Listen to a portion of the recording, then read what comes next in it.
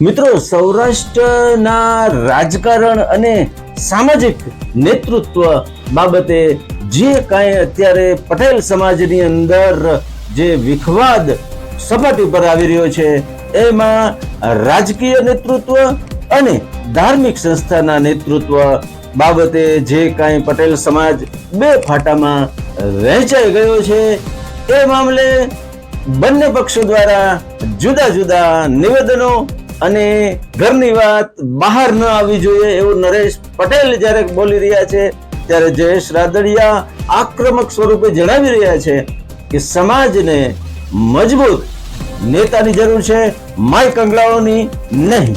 નમસ્કાર, evening પોસ્ટના digital platform પર ફરી એકવાર હું છું કુમાર.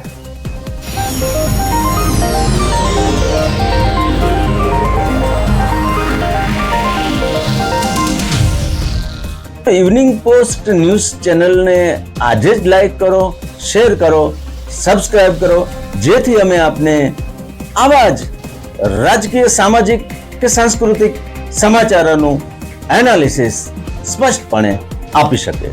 તો આજે જ ઇવનિંગ પોસ્ટ ન્યૂઝ ચેનલને લાઈક કરો, શેર કરો, સબસ્ક્રાઇબ કરો.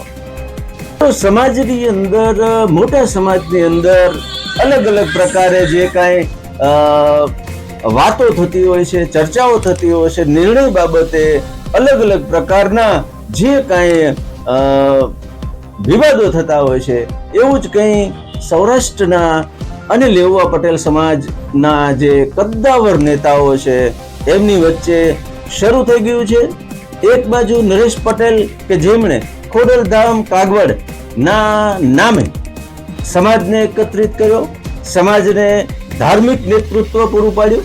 બીજી બાજુ સમાજને પાયામાંથી બેઠો કરનાર એવા વિઠ્ઠલ રાદડિયા અને એમના પુત્ર એવા જયેશ રાદડિયાના નેતૃત્વ બાબતે સમાજની અંદર અત્યારે બે ફાટા પડી ગયા હોય એવું ચિત્ર છે. જયેશ રાદડિયા વિઠ્ઠલભાઈ ના પુત્ર છે. સમજી શકાય છે કે વિઠ્ઠલભાઈના તમામ ગુણો એમાં હોય, આક્રમકતા હોય, સેવા ભાવ હોય, સહકાર હોય, મદદરૂપ થવાની ભાવના હોય કે સમાજ માટે કંઈક વિશેષ કરવાની એમની અંદર એક છુપી શક્તિ હોય. બીજી તરફ નરેશ પટેલ કે જેમણે ખોડલધામના નામે પટેલ સમાજને એકત્રિત કર્યો. પટેલ સમાજ, સૌરાષ્ટ્રનો પટેલ સમાજ સુરત, અમદાવાદ સહિતના વિસ્તારોમાં પણ છે. આ બંને નેતાઓ વચ્ચેનું જે આ એક વાકયુદ્ધ છે એ અત્યારે ચરમ સીમા પર છે. મિત્રો, આ પટેલ સમાજના ફાટાઓ પડ્યા કેમ, અથવા તો પટેલ સમાજમાં આ વાત કેવી રીતે ઉદ્ભવી, તો એટલું કહી શકાય કે સમાજ નરેશ પટેલનું ધાર્મિક નેતૃત્વ સ્વીકારી રહ્યો છે, એમાં કોઈ બે મત નથી. ખોડલધામ ના નામે પટેલ સમાજને એકત્રિત કર્યો, ધાર્મિક પણે જે કાંઈ સમાજ માને છે એમાં એમનું યોગદાન ગણી શકાય. પરંતુ આ રાજકારણ છે. રાજકારણની અંદર વિઠ્ઠલભાઈના જે ગુણો કે વિઠ્ઠલભાઈનું જે નેતૃત્વ હતું એ નેતૃત્વ જયેશ રાદડિયા સિવાય કોઈ બીજું સંભાળી શકે નહીં, આવું પણ એક મોટો વર્ગ માને છે.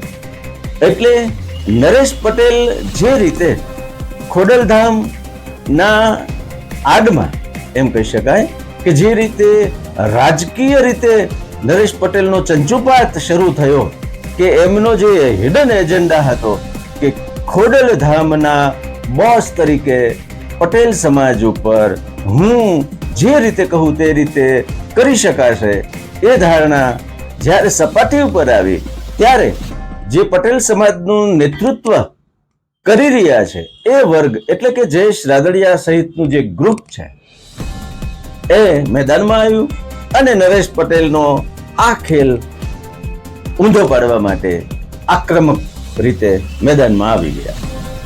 આ ધાર્મિક અને રાજકીય નેતૃત્વની જે કાંઈ એક બંને નેતાઓ વચ્ચેની જે અપેક્ષા છે એ મામલે સમાજ અત્યારે બે ફાટામાં ફંટાઈ ગયો હોય એવું સ્પષ્ટ ચિત્ર છે. પણ એટલું ચોક્કસ કહી શકાય કે મોટા ભાગનો વર્ગ એવું માને છે કે નરેશ પટેલે ખોડલધામ સહિતની જે કઈ ધાર્મિક બાબતો છે એનું નેતૃત્વ કરે એમાં કોઈને વાંધો નથી, પરંતુ રાજકીય રીતે તો એક ને એક માત્ર વિઠ્ઠલદાસનો જે કઈ વારસો છે એ મુજબ જયેશ રાદડિયા નેતૃત્વ કરે એમાં સૌ કોઈ રાજી હોય એવું હાલની તકે લાગી રહ્યું છે. મિત્રો, આ મામલો આગળ કેવી રીતે વધે છે અને આ મામલે પટેલ સમાજ કઈ રીતે વર્તે છે એ જોવું રસપ્રદ રહેશે. પરંતુ એટલું ચોક્કસ છે કે પટેલ સમાજે આ જે પાતળી ભેદરેખા છે ધાર્મિક નેતૃત્વ અને સમાજનું રાજકીય નેતૃત્વ, આ બાબતે સ્પષ્ટ થવું જ પડશે. પણ હાલની તકે એટલું ચોક્કસ કહી શકાય કે મોટાભાગનો પટેલ સમાજ એવું માની રહ્યો છે કે જયેશ રાદડિયાનું જે નેતૃત્વ છે એના હિસાબે સમાજ આગળ આવશે. જ્યારે ધાર્મિક નેતૃત્વની વાત કરીએ તો નરેશ પટેલ જે છે એ ખોડલધામ સહિતની જે કઈ સંસ્થાઓ છે કે સમાજનું સાંસ્કૃતિક લેવલે, ધાર્મિક રીતે લેવલે આગળ વધે, સમાજ એક રહે એ માટે કાર્ય કરે તો વધુ સારું રહેશે. આગામી સમયમાં શું થાય છે એ જોવું રસપ્રદ રહેશે. આભાર.